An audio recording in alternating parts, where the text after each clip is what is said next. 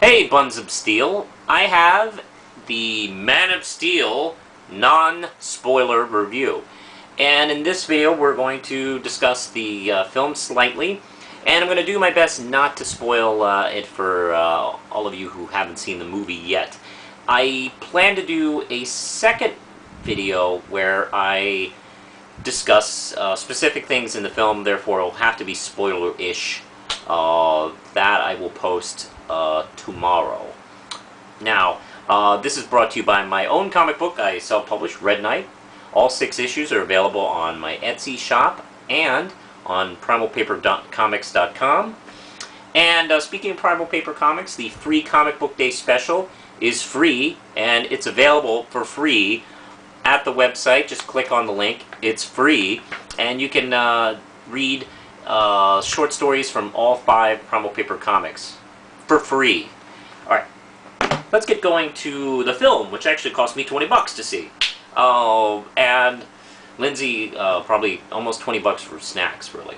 But, Man of Steel is the film directed by Zack Snyder and co-produced by Christopher Nolan, as well as written by David Goyer, and the story was co-written by Christopher Nolan. Goyer took care of the screenplay.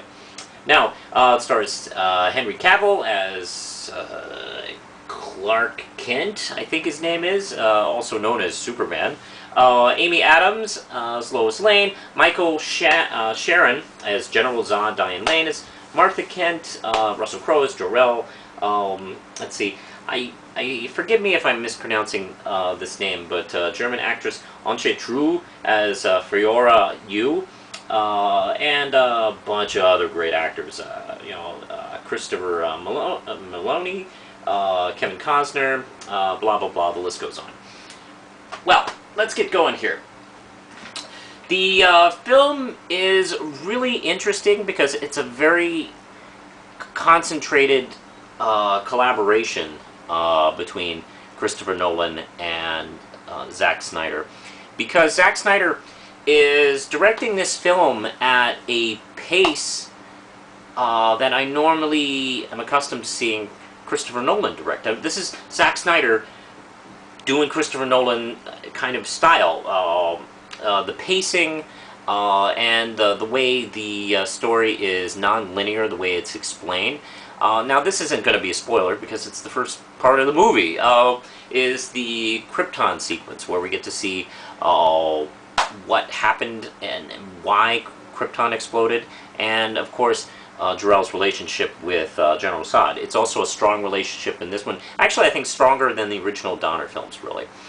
And actually a little more fascinating. And there's some new stuff that we learn about Krypton in this movie, which I don't believe has been explored too much in the comics, but of course, this stuff hits you at a fever pitch, almost a little too fast for my book, but while I was watching it, I did have a feeling that they have to unfold this throughout the film, otherwise this is going to be really, poor sequence, which it wasn't. They did explain quite a bit. Everything kind of just did get fleshed out, so thankfully that happened.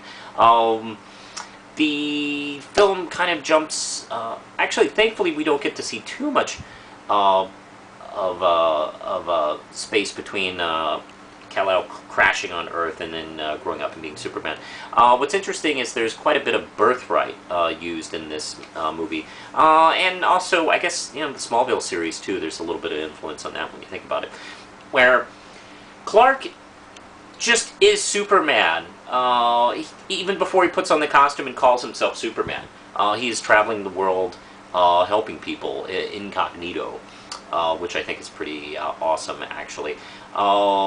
We get to see Lois not that deep into the movie, actually, as well as the costume. The film explains and lays out the origin of this universe's Superman pretty effectively, I think. It's done in the non-linear Christopher Nolan style, and never slows the film down at all. I think it's all really well put together. There are moments where I feel like sometimes the pacing was a little too fast, where there were some scenes I wish would slow down a little bit, and maybe just let us catch our breaths. There was tons of action in this movie, even before Superman puts on the suit. Really, really effective. If you're able to get caught up emotionally in the story, I don't think any of these sequences are too long, especially considering we've had years and years and years of Superman not getting in a good fight on film. So, you know what? Give me 5 more minutes of this fight. I'll take it. The performances are all really, really strong in this movie. I don't think there's a weak one in the bunch. I particularly... Man, I mean, I don't know if I can pick out a standout. I guess Fiora Yu is one of my favorite characters, and she's a minor villain in this movie, and she's quite scary and very convincing. I almost believe that she can be as powerful as this character. Henry Cavill just looks amazing as Superman, and I think he subtly embodies this character, similar in ways of Christopher Reeve, but not as overt. He's a little more understated than Christopher Reeve's performance and some of the other Supermen. And I think to him, just being who he is just second nature. And he almost reminds me of a lot of people's view of firemen and all sorts of first responders. I think there's quite a bit of influence in the treatment of Superman and his actions here. I also really love, without giving too much away, the relationship between him and Lois in this film. I think it is firmly grounded almost from scene 1. I think it's extraordinarily well written. I like the way Cavill and Adams really get along in this movie. And one of my favorite things about Superman is his relationship with Lois. And over the years, I have seen her character kind of develop from kind of a stereotypical damsel in distress to being kind of his partner. I mean, if he had really a sidekick, it wouldn't be Superboy or Supergirl. It'd be her, really. In a way, she's almost like Superman's Alfred, Gordon, and Robin, all kind of rolled up into one, really. The relationship works very well in this movie. And I'm just kind of really impressed by it. I was a little worried because, the last 2 years. But I think this movie pulls it off very well. I don't want to talk too much more than I already have. But I think it's beautiful in a lot of ways. No, actually, I can't really talk about that. And I'll talk about... I have a minor problem with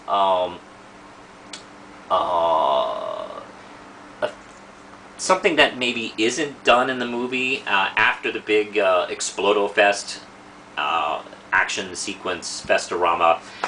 There's a sequence that I think is kind of missing from the film. I think that maybe is a small, I don't know if I'd call it a real complaint, more like maybe a nitpick. But there are some things missing, but also I don't know. There's quite a bit of emotion, and you get to see who Superman is, and I think it's enough to really generate you caring about his situation, his relationship with his both parents. I think is extremely well done. Costner is just really good in this movie. I forgot how good he was. I think that's it for now. Stay tuned. Tomorrow I'm going to post a spoiler version of this, so I can talk a little more freely about some of the things I loved and some of the things that I thought was close but no cigar. If you're just waiting for a recommendation, please go see it. If you're a comic fan, a geeky fan, love action, there's a lot of sci-fi in this. I do think it rates as a really good, solid science fiction alien invasion movie. I think it works on that level. I think it works on a superhero level. I think it works really well. I'm going to give it a, let's see, a light 5 RAM chips, definitely. I recommend go see it, and I will talk to you soon. Push the button, Lindsay.